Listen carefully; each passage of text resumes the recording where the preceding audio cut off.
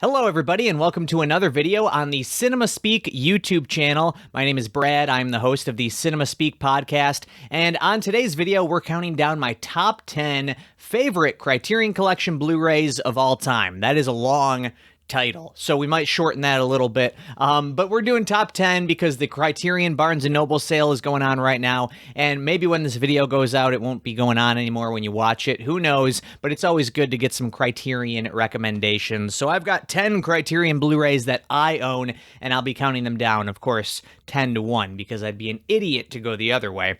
Give everybody the goods right at the start. No, that's not how it works. I don't have every Criterion Blu-ray, so for example, I do not own the Godzilla box set, which is amazing. It is amazing from what I can tell, but it's expensive. I'm poor. I can't afford it. I can't afford all these Criterions.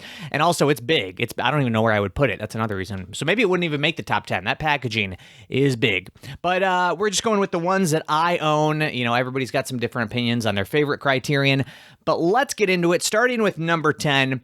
Now, a director who has made a really big impression on the Criterion Collection is Mr. Wes Anderson. Now, you could pick any of Wes Anderson's films, Royal Tenenbaums, Rushmore. My personal favorite of his is Fantastic Mr. Fox. But I'm going to go with Bottle Rocket as my recommendation for a Wes Anderson Blu-ray because it is his first film.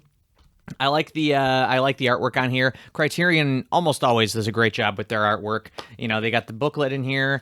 Love that. Love the reverse with the chapters in there. That's all great stuff. And Bottle Rocket is a film I just keep coming back to. I think if you're going to be getting into Wes Anderson, I really do think just start at the beginning. Just start with Bottle Rocket and work your way through his filmography.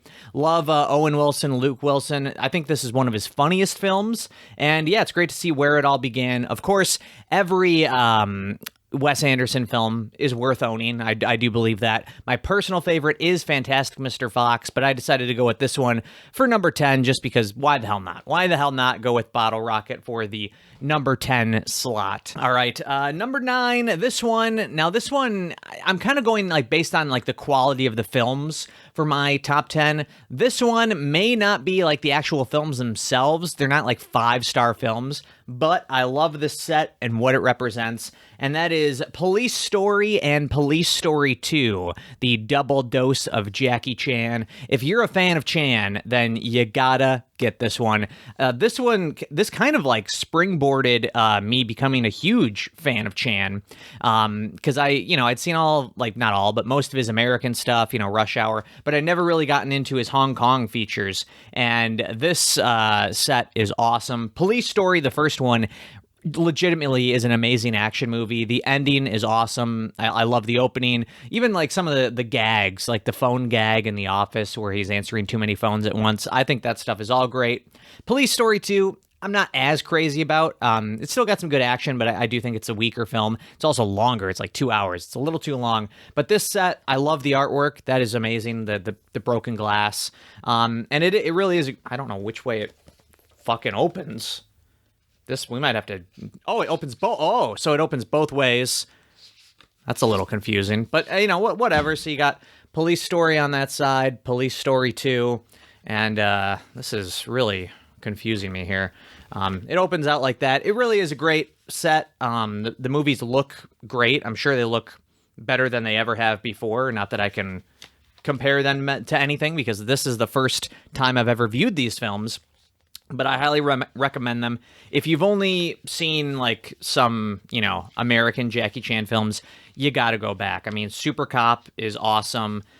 Drunken Master 2 or Legend of Drunken Master, whichever title you want to use, all amazing action sequences and films. And the Jackie Chan release there, it doesn't get any better than that. Actually, no, it does get better than that because that was only my number 9. Next up, we have a film that I think... This one is pretty much all on the quality of the film, because one thing I'll say about Criterion, their supplemental special features, not my favorite. I mean, I think Vinegar Syndrome does it better. I think Arrow does it a lot better. Even Shout Factory does it better, I think. So I mean, some of their releases have great features. Not all of them, but this film is a must-watch, a must-own. It is The Thin Blue Line. This is a documentary. I would say if you're a doc head, this is required viewing. Kind of a very, very early true crime film. It's about a man who was wrongly put in prison for a crime he did not commit. And when this film came out, he was still in prison. And this kind of is a great piece of advocacy because it actually helped get this guy released. Directed by Errol Morris. You've got original music by Philip Glass. I think it's one of the best documentaries of all time. If you're a true crime fan, you got to check this out. It might not be like as sensational as some of the modern true crime stuff. You know, it might not have that sort of like addictive quality to it, but I think you need to watch this to see like kind of where true crime has kind of sprouted from. I'm not going to say this is like the very first true crime doc. I don't know what is. I'm just a guy on YouTube, but I think it's definitely worth watching. I mean, you've got some decent features. You've got a new interview with Errol Morris, which honestly I haven't watched any of the features on here. You got an interview with Joshua Oppenheimer, who directed The Act of Killing, which is another amazing doc. NBC report covering the guy's release from prison, and that's about it. So not a ton of features here. This is solely based on the quality of film that it's getting into the number 8 slot. I highly recommend The Thin Blue Line. Honestly, Criterion's got a lot of great docs, but this one, I think I would probably say it's the best. I do love Gimme Shelter. Gimme Shelter, I almost cracked it, swapped it out with this, but Thin Blue Line, you gotta do it. You gotta do it, baby. All right. Next up, we've got a movie, one of my favorite movies. Actually, you could say like any of these are some of my favorite movies. This one, directed by Alfonso Cuarón, who now he's done Gravity, Children of Men, Roma. This is one of his early films. It is Y tu mamá también.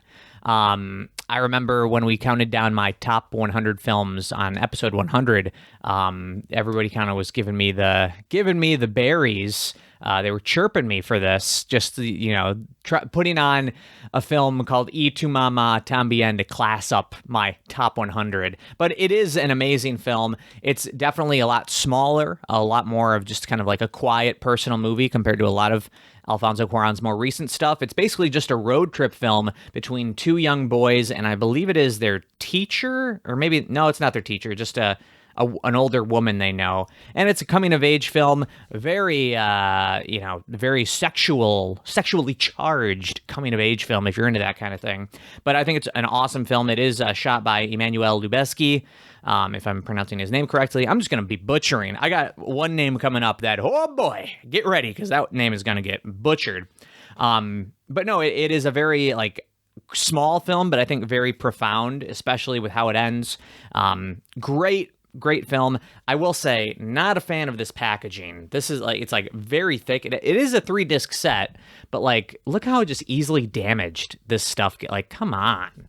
I'm not a fan of these Criterion. I much prefer the classic Criterion case. I much prefer that over this.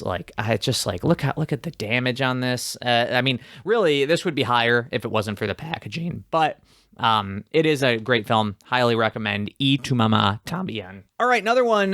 This one is from one of my favorite filmmakers. I don't know if I would say it's my favorite film of his, but it is a great release from Criterion, and that is David Cronenberg's Videodrome. Yes, Videodrome.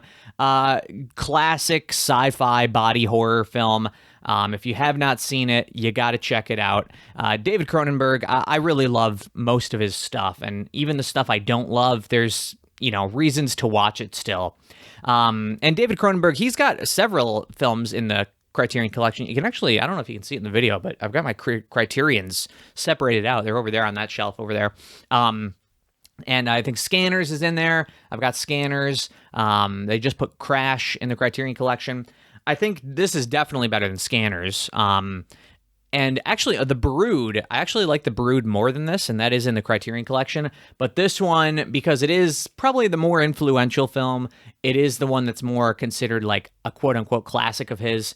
I will say that this one kind of got the edge because of the packaging, which the packaging is a good thing and a bad thing. I love the cover art, the iconic image here.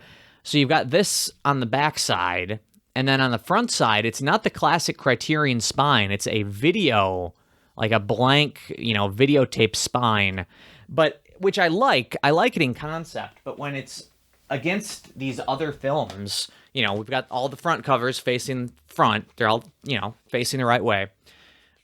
This one, look at, you've got normal. This one stands out. So you could flip it, but now you've got the back is facing the front. I mean, we're running into some issues here.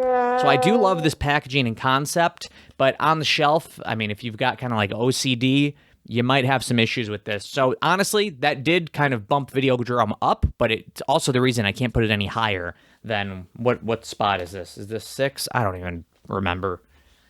Who cares? Number 5, this one, a great film. If you're a fan of heist movies, this is a must-watch. It is Refifi. It's just a great heist film from 1955. I believe it is French. And it's one of the all-time great heist films. The actual heist is very suspenseful.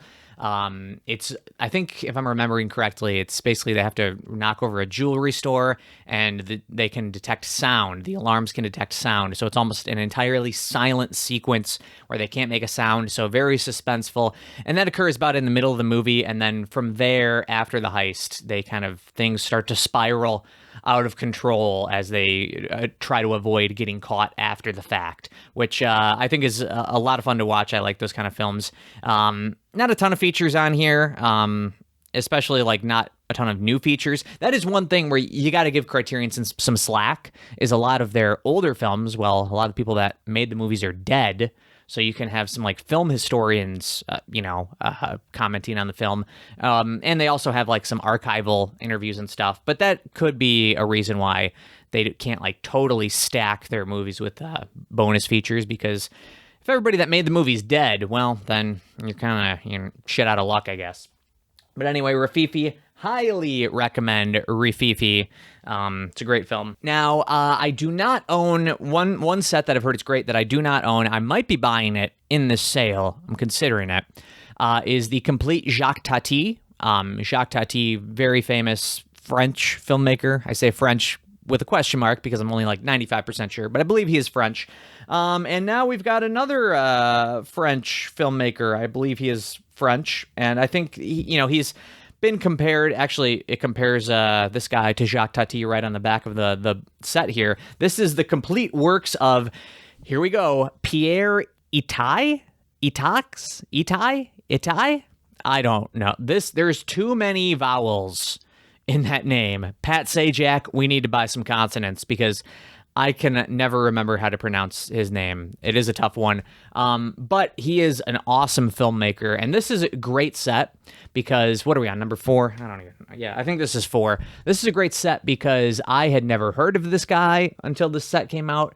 And, it's just that's one thing about Criterion and with a lot of these boutique Blu-ray labels is that they are releasing a lot of movies and films that people are buying based on the strength of the labels and just the strength of the, the packaging and the supplemental features, and just blind buying and going into these movies and these filmmakers they've never heard of and becoming very pleasantly surprised. If this was put out on a cheapo DVD 6-pack or whatever, I would probably not buy this. But because it's Criterion, you can trust them. In Criterion, we trust. And, honestly, I love this guy's films. None of them are my favorite films of all time, but if you're a fan of, these films came out in the 60s, but if you're a fan of these silent films of Charlie Chaplin, Buster Keaton, Harold Lloyd, those kind of films, this is kind of a very similar style of humor. Now, they're not silent films, but a lot of the gags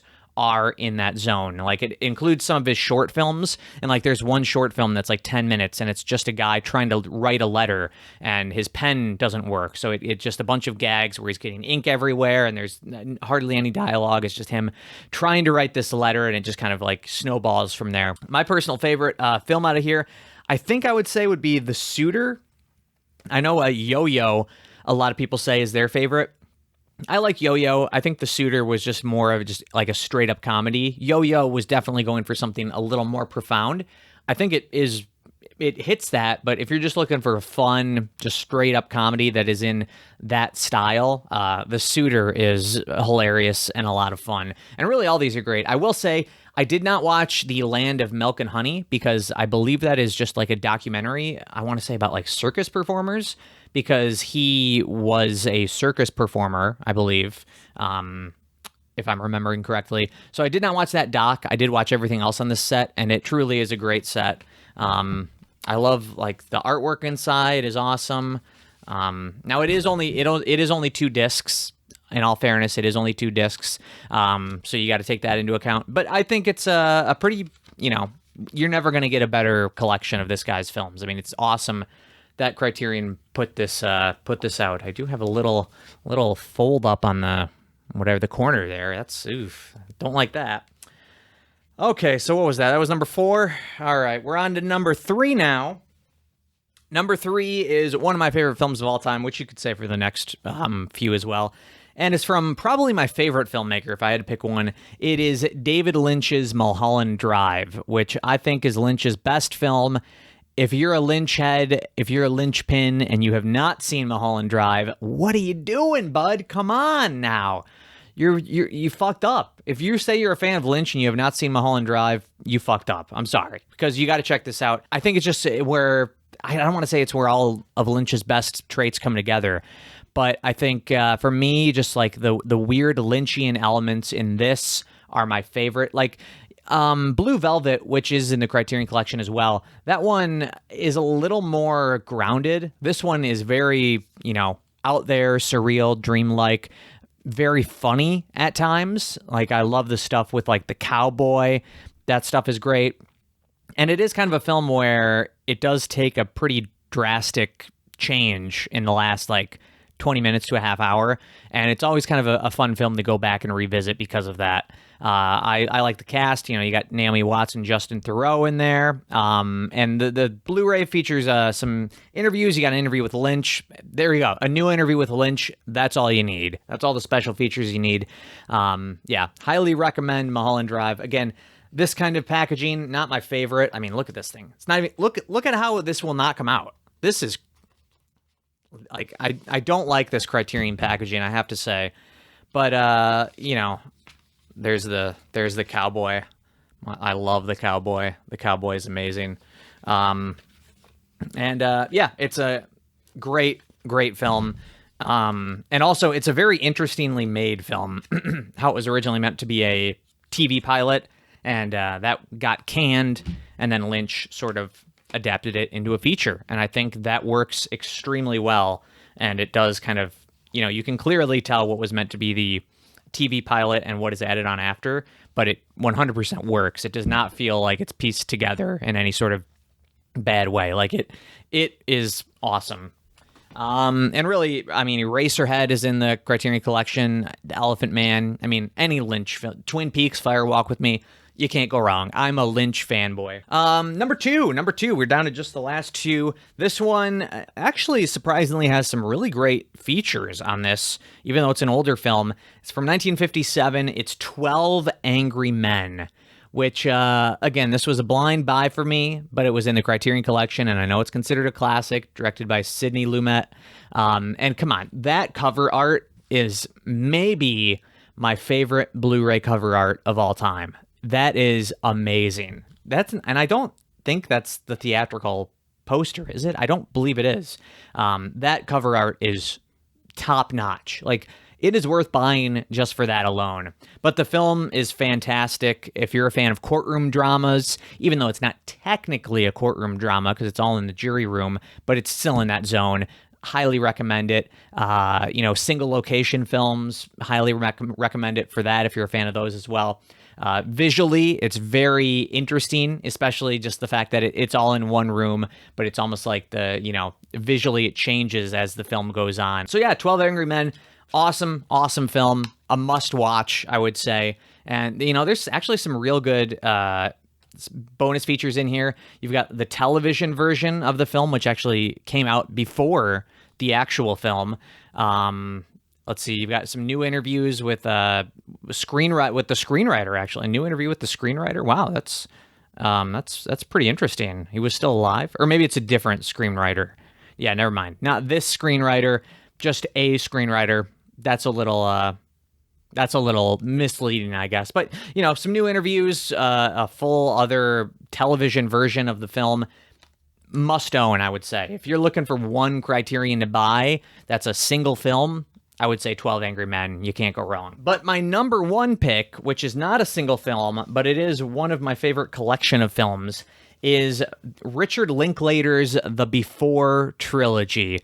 The Before Trilogy, I mean, this box set is beautiful, baby. I love this set. Like, I love the individual cases in here. Now, I will say, this is great. Everything's good so far. I like that cover artwork. We're all good. But it does lose a few points with the actual artwork on these individual, I guess, sleeves. I guess I don't even know. Like, they're almost like digibooks, I guess. This artwork, I'm not crazy about that artwork, I have to say. It looks the same for all three films. I mean, different, same style, but, different artwork. I'm not crazy about that. That's a little gross to me. This one's not as bad. That one's okay. But other than that, this set is amazing. I love how they put this together. And these were films that were previously not on Blu-ray, like a lot of Criterion films. Not all, but like a lot. And this was one that I was desperately waiting for a Blu-ray of. I believe Before Midnight was on Blu-ray, but the first two were not.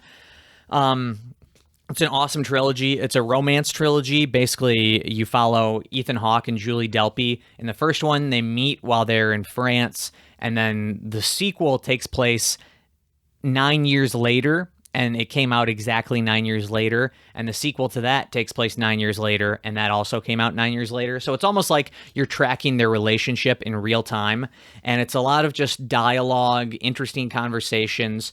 My personal favorite is Before Sunset.